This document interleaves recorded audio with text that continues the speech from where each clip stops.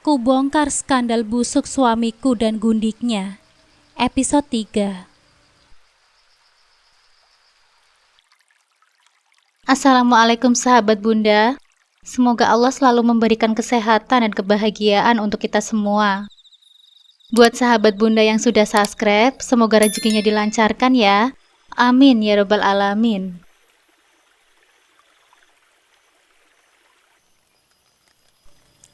Setelah selesai melakukan semua perawatan wajah dan rambut, aku langsung bergegas pulang. Hari sudah malam, tepat pukul 7:30. Hari ini benar-benar penuh tantangan dan melelahkan untukku. Non Inara malam ini kelihatannya beda banget, cantik dan bersinar, ujar Mbok Ija sambil membawakan segelas susu hangat ke kamarku.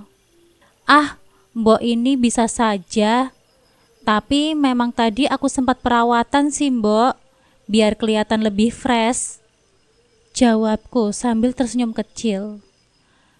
Padahal Non Inara itu sebenarnya sudah cantik loh sejak lahir. Tapi kalau sering perawatan begini, makin berseri jadinya. Sudah lama ya Non, gak memperhatikan penampilan? Iya Mbok, malas itu memang musuh terbesar. Tapi mulai sekarang aku niat untuk lebih merawat diri lagi Mbok.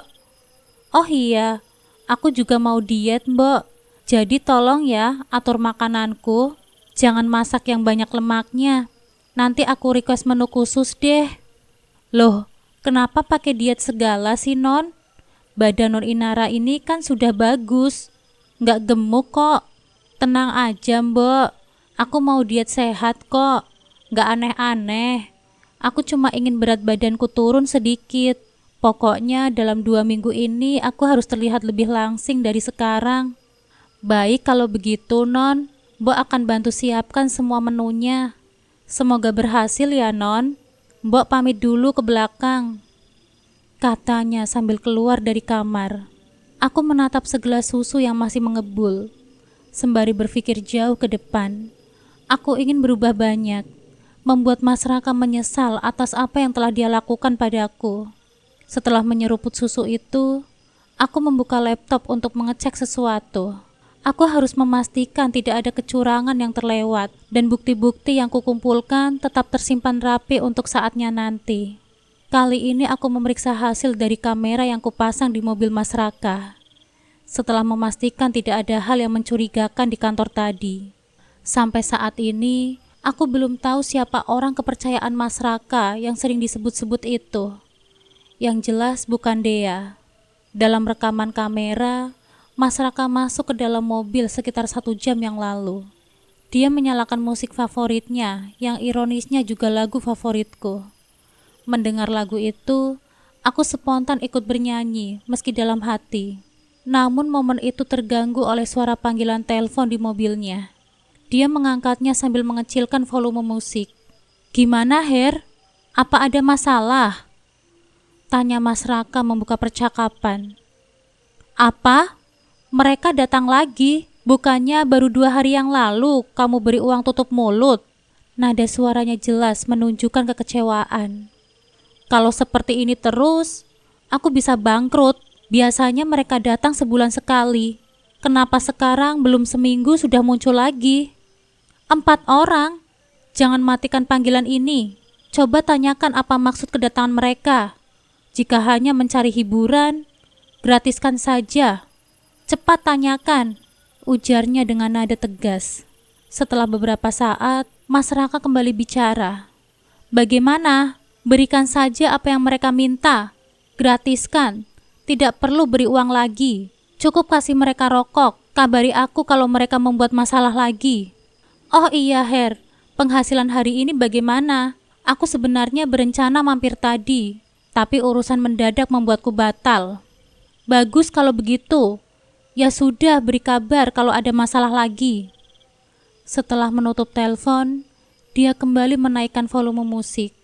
Aku semakin yakin Mas Raka memiliki usaha di luar yang tidak kuketahui. Apa sebenarnya yang dia sembunyikan? Tak lama, teleponnya berdering lagi. Kali ini suaranya berubah lembut. "Ada apa sayang? Kangen ya?" ucapnya mesra. Duh, jangan marah-marah begitu. Cantikmu nanti hilang loh. Wanita hamil gak boleh stres. Kasihan anak kita, katanya dengan nada penuh kasih. Dari situ aku tahu siapa yang menelpon. Si Amanda, wanita itu. Disyukurin saja ya sayang. Penghasilan kafe kamu segitu sudah lumayan loh. Lagian beda kan dengan tempatku? Lanjutnya sambil tertawa kecil. Aku tidak setuju kalau kafe kamu diubah seperti milikku. Terlalu beresiko dan letaknya tidak strategis. Cari aman saja ya. Aku tidak ingin kamu kenapa-kenapa, katanya sebelum mengakhiri panggilan. Perasaanku mengatakan usaha Mas Raka adalah sebuah kafe. Tapi sepertinya bukan kafe biasa. Aku harus tahu lebih banyak. Mumpung belum terlalu malam, aku memutuskan untuk menghubungi Amanda untuk mengajaknya bertemu besok. Assalamualaikum Mbak Amanda. Sudah tidur belum? Waalaikumsalam. Mbak Inara, tumben banget Mbak hubungin aku. Jangan bilang mau batalin pesanan pernikahanku. Nggak mungkin lah Mbak. Pesanan sebesar itu masa aku tolak? Alhamdulillah kalau begitu. Ada apa ya Mbak Inara? Besok aku ingin jalan-jalan ke daerahmu. Sekalian mampir ke kafe kamu. Lokasinya di mana sih Mbak? Wah, boleh banget. Kebetulan aku juga nggak sibuk besok. Nanti aku Sherlock ya. Oke, jangan lupa kasih diskon ya Mbak. Tentu Mbak Inara, gratis malah. Sampai besok ya Mbak. Amanda mengirim lokasi kafenya. Besok aku akan menyelidiki 2 tempat sekaligus. Kafe Amanda dan usaha Mas Raka. Tidak ada yang akan luput dari pengamatanku. Layar dari laptopku menunjukkan bahwa saat ini Mas Raka sudah ada di depan rumah. Aku segera merapikan laptopku itu dan menaruhnya di dalam lemari. Lalu aku pura-pura tidur. Takutnya dia malam ini akan benar-benar meminta jatah untuk berhubungan suami istri, seperti yang tadi siang diucapkannya. Tak lama kemudian, ku dengar suara Mas Raka masuk ke dalam kamar. Membersihkan diri, kemudian berbaring di sampingku. Dan benar saja, meski aku telah berpura-pura tidur, dia tetap berusaha melancarkan aksinya. Apaan sih Mas? Ganggu orang tidur aja, kataku marah. Maaflah Dek, aku mau minta jatah ya malam ini. Sudah lama sekali kan kita gak berhubungan suami istri. Aku kangen sekali sama kamu, ucapnya sambil memelukku dari belakang. Segera ku tepis tangannya. Aku pun berbalik arah menghadap padanya. Kangen kamu bilang? Basi kamu Mas. Sudah 3 bulan loh ini.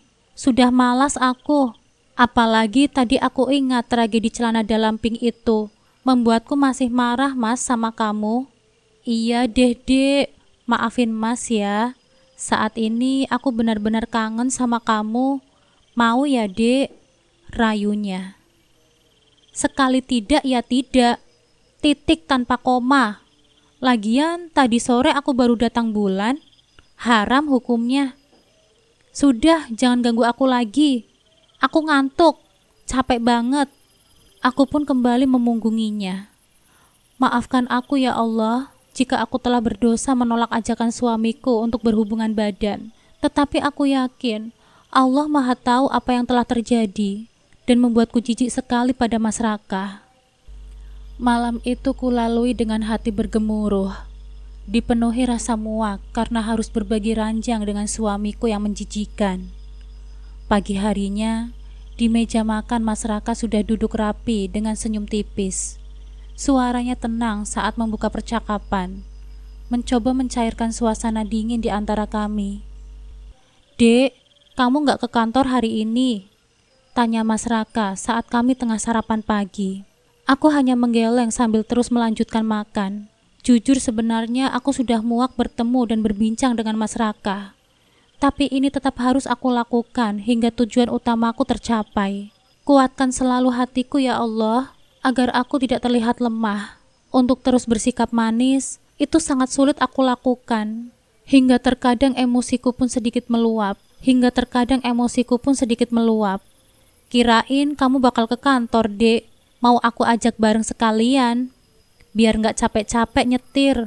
Aku tahu sebenarnya kamu bertanya bukan untuk mengajakku berangkat bersama, tetapi untuk memastikan bahwa aku tidak membuat masalah di kantor. Menurutku, tidak perlu aku bolak-balik ke kantor. Capek. Toh aku punya banyak mata-mata di sana, dan semua divisi pun tiap hari akan mengirimkan laporan padaku. Kerja cerdas sajalah. Hari ini banyak sekali rencana di luar rumah yang harus aku lakukan. Enggak besok aja Mas. Hari ini aku pengen istirahat aja di rumah, ucapku. Jadi hari ini kamu gak ingin ke kantor atau kemana gitu? Mas Raka memastikan sambil menatapku. Iya Mas, lagian aku hari ini gak mau diganggu. Aku mau nonton drama Korea maraton. Emangnya ada apa sih? Kok kamu dari tadi nanya gitu terus? Tanyaku mulai sedikit jengkel. Sebenarnya sih aku hari ini mau pinjam mobil kamu, Dek, ucapnya sambil nyengir. Lah, emangnya mobil kamu kenapa, Mas? Mobil aku agak rewel dari semalam. Tadi pagi saat aku coba nyalain, nggak nyala juga. Mau ke bengkel dulu, tapi pagi ini aku harus cepat-cepat berada di kantor. Ada klien penting yang harus aku temui pagi ini. Aku mencium aroma kecurangan di sini. Kamu pakai mobilnya papa aja, Mas. Tahu kan kalau aku paling gak suka mobil pribadiku dipinjam sama orang lain. Tapi tadi aku lihat mobil papa 2 ban belakangnya kempes. Saat aku coba memompa untuk tambah angin, habis lagi. Pasti 2 ban itu bocor, Dek. Soalnya kan udah lama sekali gak dipakai. Perasaan tadi malam waktu aku memasukkan mobil papa ban belakangnya tidak kempes. Karena aku memarkirkan mobilku di belakang mobil papa. Kok bisa sih tiba-tiba ban mobil papa kempes semua, Mas? Tadi malam kan baik-baik saja. Coba deh minta Pak Roni panggilin tukang tambal ban. Aduh, aku gak tahu, Dek. Coba deh lihat sendiri ke garasi kalau kamu gak percaya. Kalau aku nunggu nambal ban ya aku kesiangan lah, Dek. Pinjam mobil kamu dulu ya. 1 hari ini saja. Nanti pulang aku isi full deh bensinnya. Aku tidak menjawab apapun ucapan Mas Raka. Tapi aku langsung berlalu keluar menuju garasi, memastikan mobil papa. Mas Raka pun mengikutiku di belakang. Ternyata memang benar, 2 ban belakang milik papa kempes. Pasti ada yang sengaja melakukan ini. Jangan-jangan malah Mas Raka sendirilah yang melakukannya. Pak Roni, tolong panggilin tukang tambal ban ya kemari. Tuh lihat mobil papa ban belakangnya kempes semua, kataku pada satpam yang mengikuti kami ke garasi. Loh, kok bisa sih Non? Pasti ada yang ngempesin ini, ucap Mas Roni sambil memecat ban tersebut. Kamu ini banyak ngomong aja. Kalau diperintah itu ya langsung berangkat. Gak usah banyak ngomong. Cepat sana, panggilin tukang tambal ban. Mas Raka tiba-tiba nyolot. Pak Roni pun langsung berangkat setelah mendengar omelan dari suamiku. Aku jadi boleh kan minjem mobil kamu? Tanya Mas Raka padaku dengan wajah sok manis. Iya deh, pakai saja Mas. Tapi cukup hari ini saja ya. Jangan lupa diisi full bensinnya, nggak pakai lecet, dan jangan sampai setelah kamu pakai ada celana dalam bekas lagi di mobilku, kataku sambil bersedekap. Siap Bu Bos, ujarnya sambil memberi hormat. Jangan ungkit-ungkit lagi lah masalah celana dalam itu, malu aku Dek. Kalau nggak mau dipermalukan, ya jangan macem-macem kamu Mas. Gitu aja kok repot, gerutuku. Iya Dek. Iya, kamu kok sekarang penampilannya beda banget sih. Lebih fresh gitu. Bisa aja kamu Mas. Ya mungkin karena potongan rambutku saja yang baru. Aku ambil kunci mobilku dulu ya di kamar. Mau sekalian aku ambilin tas kerja kamu enggak? Tanyaku yang dijawab dengan anggukan oleh Mas Raka. Aku pun segera masuk ke dalam kamar. Kamu kira aku enggak tahu ya Mas? Akal bulus kamu itu. Kamu pasti sengaja kan membuat mobilmu dan mobil papa tidak bisa dipakai hari ini agar kamu bisa memakai mobilku. Untung saja aku masih punya persediaan kamera imut itu. Tadinya aku ingin letakkan di rumahnya Amanda, tapi lebih baik kameraku letakkan saja di mobilku itu. Karena aku rasa Mas Raka punya niat buruk padaku. Bentar ya, aku mau ambil bajuku dulu yang ketinggalan di dalam mobil, kataku sambil masuk ke dalam mobil untuk meletakkan secara tersembunyi kamera itu. Pintar juga rencanamu itu, Mas. Kalau tidak dengan cara ini, tentu saja kamu tidak akan pernah bisa masuk ke dalam mobilku. Namun sayangnya, semua itu bisa dengan mudah kutebak. Nih kuncinya, Mas. Mana kunci mobilmu? Biar nanti aku panggilin juga tukang servis. Jadi waktu kamu pulang mobilnya sudah siap. Kunci mobilku biar tak bawa saja ya, Dek. Nanti aku akan mampir ke bengkel langgananku dan menyuruhnya kemari. Aku kalau servis mobil nggak di langgananku itu kurang serg aja rasanya. Pintar sekali suamiku ini membuat alasan. Tak apalah sesuka hatimu. Toh semua juga sudah kupasangi dengan kamera pengintai. Semua kecurangan yang kamu lakukan nantinya juga akan aku ketahui. Setelah kepergiannya, tukang tambal yang dipanggil oleh Mas Roni pun datang dan mulai mengerjakan mobil papa. Ada lubangnya ya, Pak? Tanyaku pada tukang tambal itu. Yang sisi kiri ini ada 3 lubang, Bu. Sepertinya ini bekas paku yang agak besar, jawabnya. Pasti ini kerjaan suamiku yang menyebalkan itu. Dia menghalalkan segala cara untuk mencapai tujuannya. Jadi jangan salahkan aku jika nanti aku akan memakai berbagai cara untuk membalas semua perbuatanmu itu. Dan mungkin saja pembalasanku nanti akan lebih kejam. Mungkin dia pikir juga bila tidak ada mobil, aku tidak akan bisa kemana-mana. Karena memang Mas Raka tidak tahu kalau aku bisa naik motor. Hari ini aku akan tetap menemui Amanda, meski harus memakai motor. Bisa saja sih aku pakai mobilnya papa, tapi aku rasa itu tidak efektif. Bisa ketahuan juga kalau tiba-tiba Mas Raka datang ke rumah Amanda. Langsung kunyalakan laptop di dalam kamarku. Tujuan utamaku kali ini tentunya kamera yang baru saja dipasang di mobilku. Tampak Mas Raka mengemudi seperti biasa. Kemudian terdengar banyak ucapan darinya. Ternyata berhasil juga ya rencanaku pagi ini. Si Inara bisa juga aku kibuli dengan rencana yang simpel seperti itu. Aku kira tadinya dia akan marah dan langsung tahu jika akulah yang ngempesin ban mobil papanya. Malah dia berikan kunci mobil ini padaku. Akan aku pastikan dia besok akan mengalami kecelakaan saat mengemudi mobil ini. Karena nanti remnya akan aku rusak. Tamat sudah riwayatmu istriku yang lugu dan sok pintar itu, katanya di dalam mobil. Astagfirullahaladzim, begitu teganya kamu ingin mencelakaiku, Mas. Sungguh aku tidak menyangka kamu akan tega berbuat seperti itu. Setelah dia mati, akulah yang akan menguasai semua hartanya. Atau paling tidak, jika keberuntungan masih berpihak padanya, dia pasti akan lumpuh dan tidak bisa apa-apa lagi, dan tidak bisa lagi menghalangi jalanku. Terdengar tawa keras dari laki-laki jahat itu. Kalau saja dia mau bersikap baik dan gak sok pintar di hadapanku, tentu aku pun tidak akan setega ini padanya. Sikap angkuhnya juga yang membuatku tidak sabar untuk menunggu kematiannya datang secara alami. Tenanglah istriku sayang, sebentar lagi kamu akan segera menyusul papamu di surga. Semakin kesini kamu semakin nekat saja, Mas.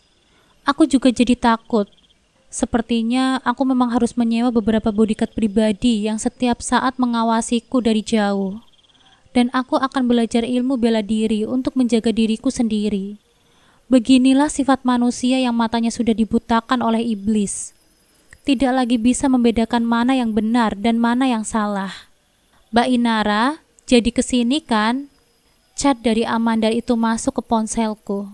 Aku harus tetap ke sana. Urusan mobil dan remnya urusan nanti. Sudah terfikirkan cara untuk mengantisipasi semuanya. Lakukan apa yang kamu mau sekarang, Mas.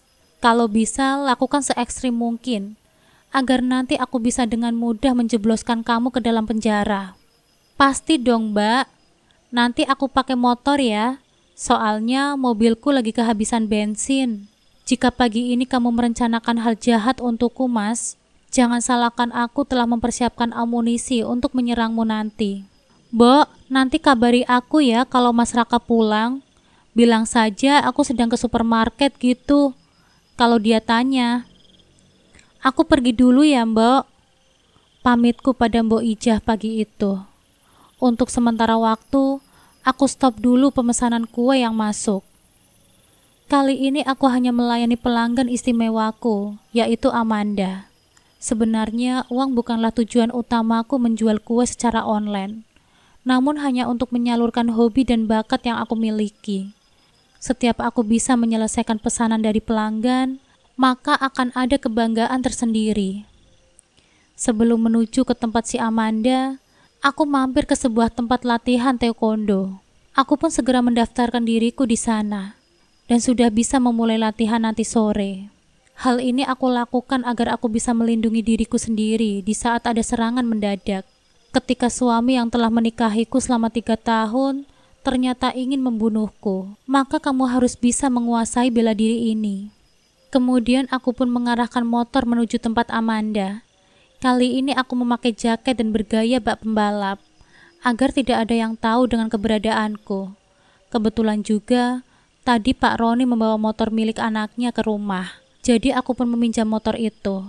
Aku rasa penyamaranku kali ini akan berhasil. Untuk urusan di kantor sudah aku serahkan pada kamera pengintai dan juga Dea. Saat aku sedang mengantri untuk mengisi bensin di pom, ponselku tiba-tiba berbunyi. Ternyata panggilan dari Dea. Ada apa ya? Baru pukul 10 pagi dia sudah menghubungiku. Pasti ada sesuatu yang penting. Aku pun meminggirkan dulu motorku. Assalamualaikum. Ada apa, Dea? Kataku membuka percakapan melalui sambungan telepon. Waalaikumsalam. Bu Inara, hari ini nggak ke kantor ya? Tanya Dea. Enggak, hari ini aku ada urusan penting. Ada apa emangnya? Makanya Pak Raka kumat, Bu. Kumat gimana maksudmu? Itu, kumat bawa perempuan lagi masuk ke dalam ruangannya. Astagfirullahaladzim. Kebangetan banget ya kamu, Mas, batinku. Perempuan itu datang sendiri atau datang bersamanya? Datang sendiri, Bu. Baru saja masuk. Kalau sudah begitu, maka tidak ada yang boleh mengganggunya. Sampai si perempuan itu keluar lagi. Sepertinya sih itu kelas rendahan, Bu. Apanya yang rendahan, Dea? Ya perempuan itulah, Bu. Yang tarifnya rendah. Yang tarifnya recehan. Kelihatan banget kok dari dandanannya. Tak biasanya Pak Raka memesan perempuan kelas teri. Biasanya sih dia selalu memesan primadonanya lah, Bu. Kasian banget sih kamu, Mas. Gara-gara ATM perusahaannya aku ambil, kini kamu harus jajan 500-an. Amit-amit deh sama laki-laki kayak kamu. Biarkan saja, Dea. Memang bos kamu itu hobinya jajan kok. Ya sudah, kamu sekarang lanjutin ya pekerjaan kamu. Terima kasih atas informasinya. Iya, Bu. Sebenarnya dari dulu karyawan di sini itu banyak yang sudah muak dengan kelakuannya Pak Raka. Menjijikan banget, Bu. Ih, kamu pakai bilang menjijikan segala. Bukannya kamu juga mau ya dirayu sama dia? Atau malah kamu yang menggoda Pak Raka? Hayo, kamu ngaku. Ucapku menggoda dia. Bu Inara ini suka banget deh bikin aku malu. Iya sih, Bu, tapi itu kan dulu. Sekarang saya sudah tobat. Dulu memang saya memanfaatkan uang Pak Raka untuk membiayai rumah sakit ibu saya, Bu. Lah, memangnya ibu kamu itu sakit apa, Dea? Terus sekarang kondisinya bagaimana? Ibu saya menderita penyakit gula darah, Bu.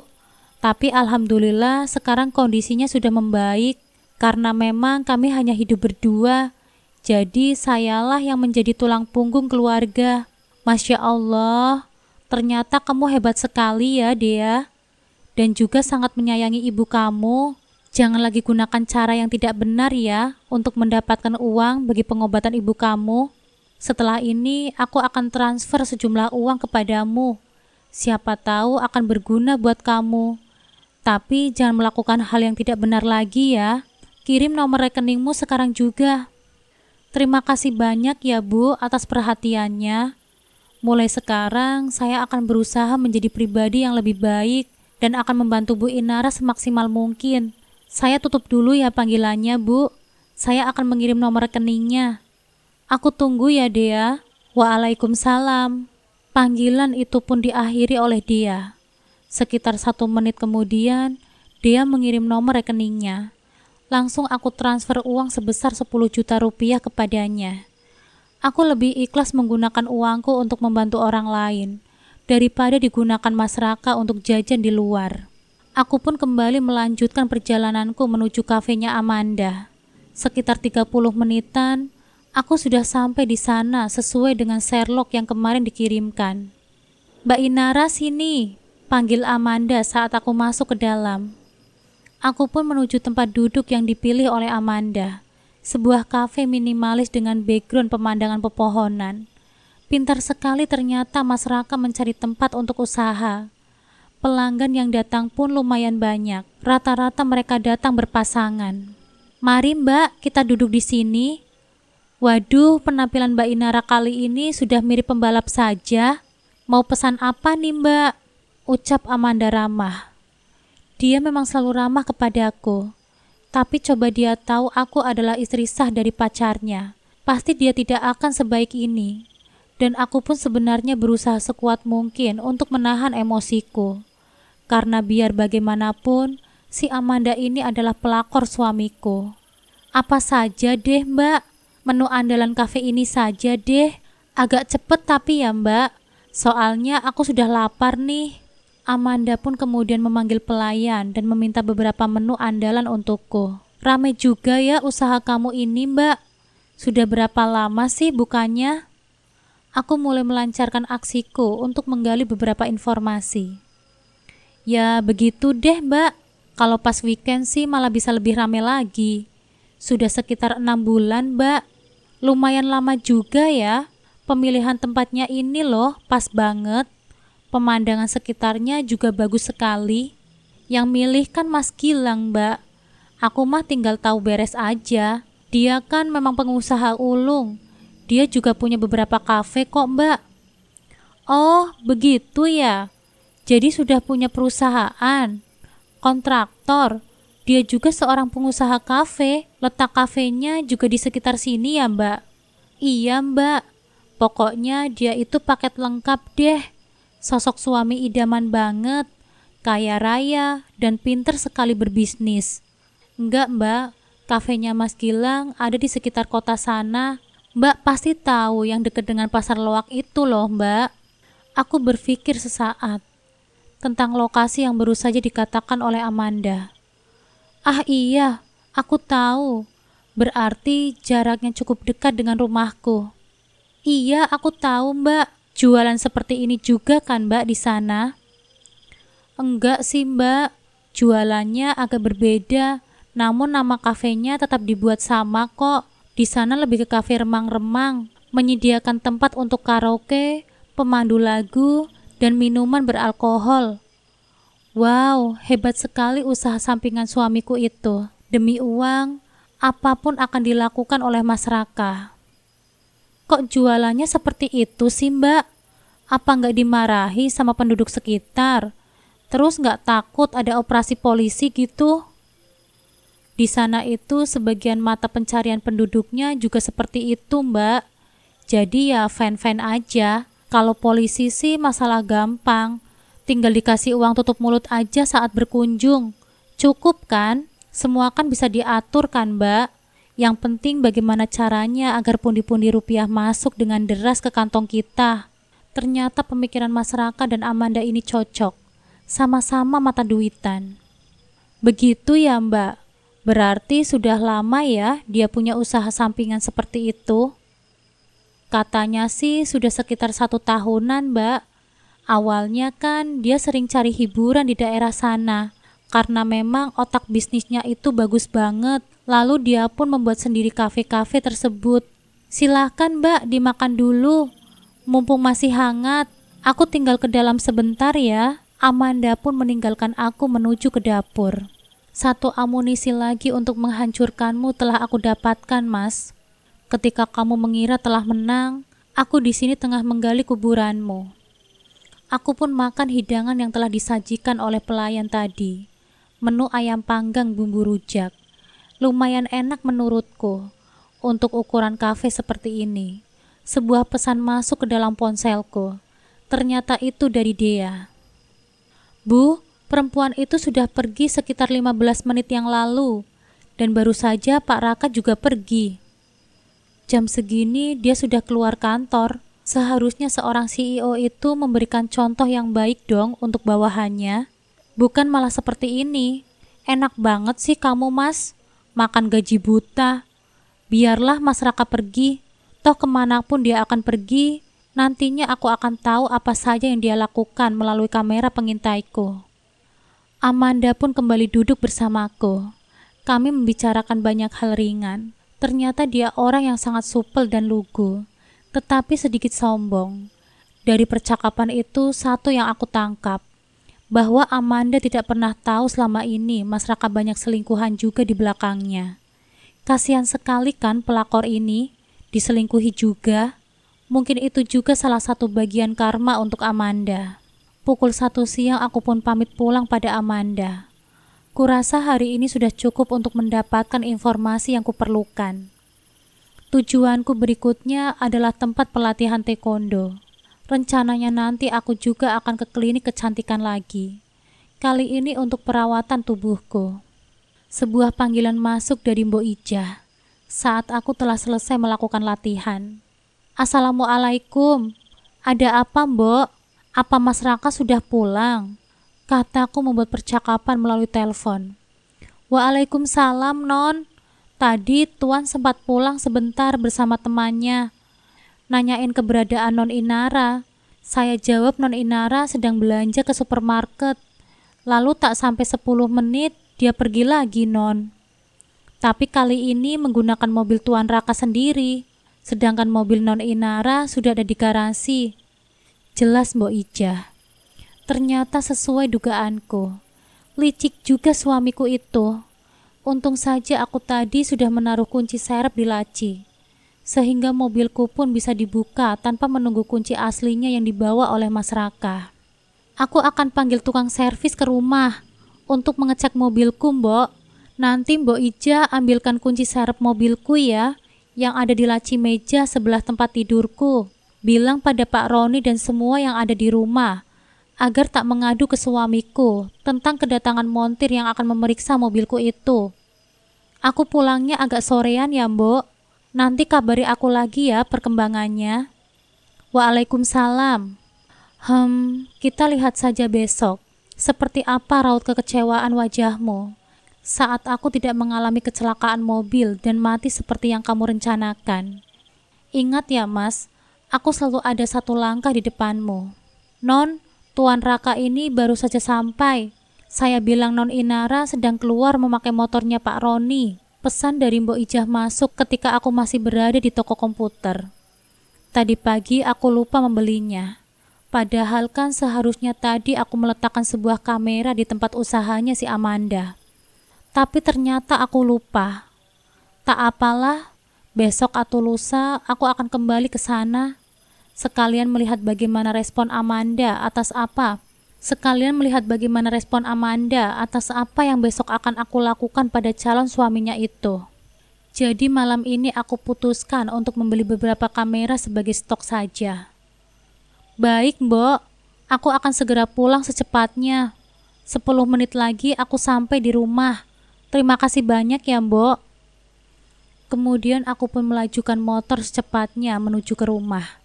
Bahkan tak sampai 10 menit, aku sudah sampai di depan gerbang rumahku. Tanpa menimbulkan suara gaduh, aku menaruh semua belanjaanku dan juga perlengkapan mengemudiku di ruangan milik Pak Roni alias Pos Satpam. Kemudian aku masuk ke rumah hanya memakai celana jeans dan kaos oblong saja, seperti habis jalan-jalan sebentar saja. Saat aku masuk, Mas Raka sedang menonton TV di ruang keluarga. Tumben-tumbenan biasanya tidak pernah dia menonton TV. Melihat kedatanganku, Dia pun menyambut dengan seulas senyum.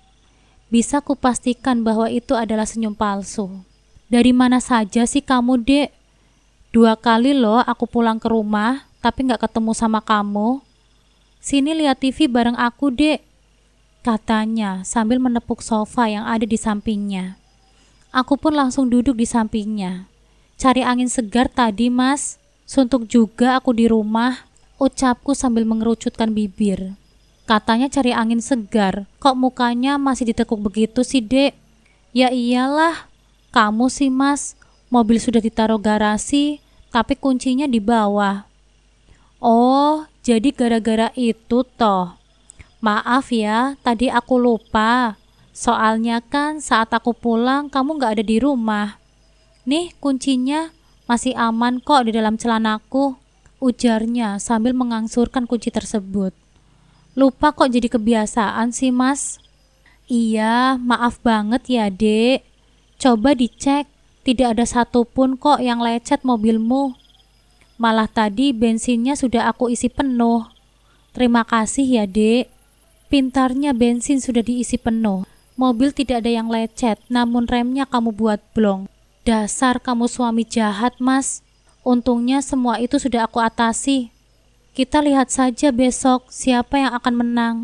Sudah makan malam belum kamu, Dek? Kebetulan tadi aku sudah minta Mbok Ija untuk menyiapkan makan malam spesial untuk kita. Sudah lama kan kita nggak makan malam bareng? Belum nih, Mas. Lapar banget sih. Kalau begitu, ayo kita makan. Sepertinya meja makan sudah siap tuh. Mas Raka pun menggandeng tanganku menuju meja makan yang telah siap dengan aneka hidangan. Ayo kita makan. Aku ambilin ya, Dek. Tadi aku sudah minta Mbok Ija masak makanan kesukaan kamu. Habiskan bareng-bareng yuk. Dia mulai menyodorkan makanan di piringku. Aku hanya diam saja sambil memberikan seulas senyum palsu dan melihat apa yang dia lakukan. Aku tahu, Mas, kenapa malam ini kamu sok baik banget. Soalnya menurutmu besok aku akan mati karena kecelakaan mobil itu kan? Sudah, Mas, jangan banyak-banyak. Aku lagi diet. Biar aku ambil sendiri saja yang aku suka. Kamu saja yang habiskan semua ini. Kan kamu yang memesan pada Mbok Ijah. Siap, Nyonya. Hari ini aku lagi bahagia banget nih. Jadi aku akan habiskan semua ini tanpa sisa. Yuk, mari kita makan, ujarnya sumringah. Emangnya bahagia kenapa sih, Mas? Dapat tender besar ya?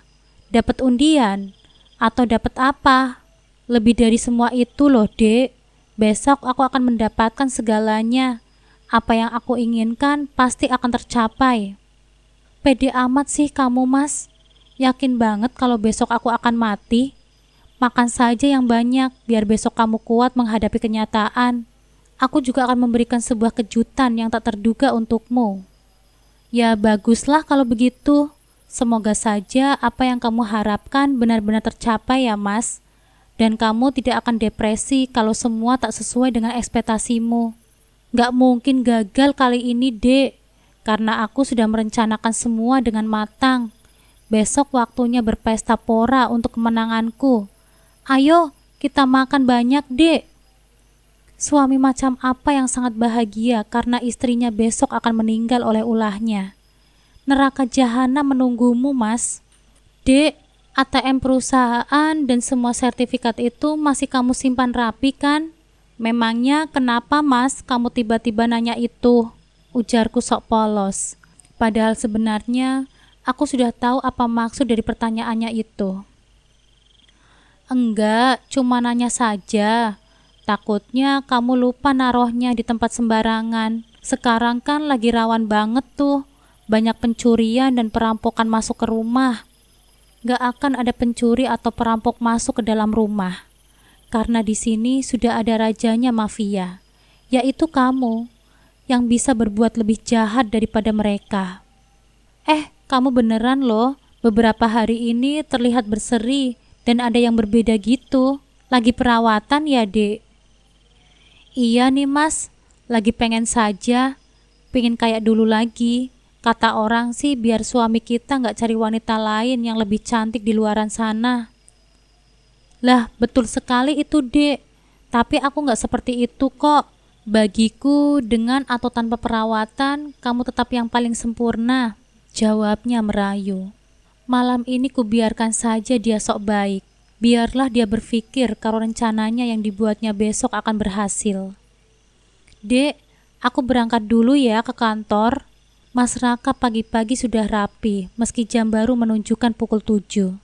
Loh, ini kan masih pagi, Mas. Kenapa buru-buru banget? Aku juga nanti mau ke kantor sebentar. Padahal aku mau bareng loh sama kamu. Lagi malas nyetir sendiri. Ah, pagi-pagi aku sudah berbohong. Kamu berangkat sendiri saja ya, Dek.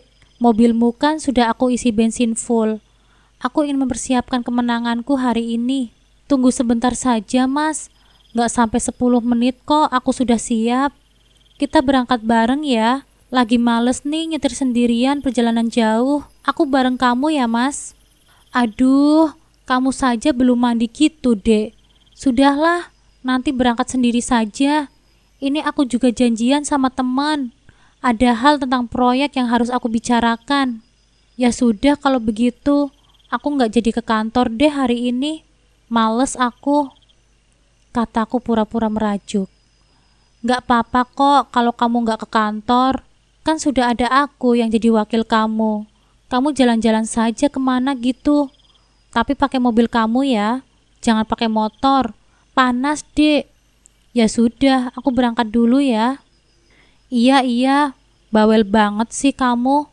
Sudah sana, cepetan berangkat. Semoga rencanamu hari ini berhasil ya. Kemudian Mas Raka pun berangkat. Tapi entah kemana tujuannya. Yang pasti hari ini dia sangat menunggui berita kematianku. Aku pun langsung menyalakan laptop rahasiaku. Tujuanku kali ini tentunya kamera yang ada di dalam mobil Mas Raka. Kubuka pengintaian saat ini. Layar jernih berlangsung menunjukkan isi mobil suamiku itu. Terlihat dia baru saja keluar dari gerbang rumahku. Dia melajukan mobilnya pelan sambil menyalakan sebatang rokok. Sampai jumpa di neraka istri kayaku. Semoga hari ini secepatnya aku mendengar berita kematianmu. Tawa kencang kemudian terdengar, menandakan dia sangat yakin kalau hari ini aku pasti akan mati. Dia pun kemudian mengambil ponselnya, sepertinya sedang menghubungi seseorang. Yang, aku boleh kan main ke sana pagi ini? Kangen banget nih, kata Mas Raka membuka percakapan dengan seseorang melalui telepon. Aku rasa itu adalah Amanda. Lagi malas ke kantor. Toh meskipun aku nggak ke sana, semuanya kan sudah dihandle sama karyawanku. Hari ini aku ada rencana besar. Kalau sampai berhasil, aku akan membelikanmu mobil baru. Spesial juga untuk calon anak kita. Benar-benar suami yang nggak ada akhlak kamu ini, Mas. Oke sayang, aku akan meluncur ke sana juga ya sekarang. Sekalian mencari kehangatan di pagi yang dingin ini. Nikmati saja pagi indahmu bersama wanita itu, Mas. Karena aku sangat yakin di sore hari ini kamu tidak akan bisa tersenyum. Panggilan itu pun kemudian diakhiri. Mas Raka meletakkan ponsel di jok sebelahnya, membuang putung rokok yang masih separuh, kemudian menutup jendela dan menyalakan AC. Aku akan segera menjadi tajir.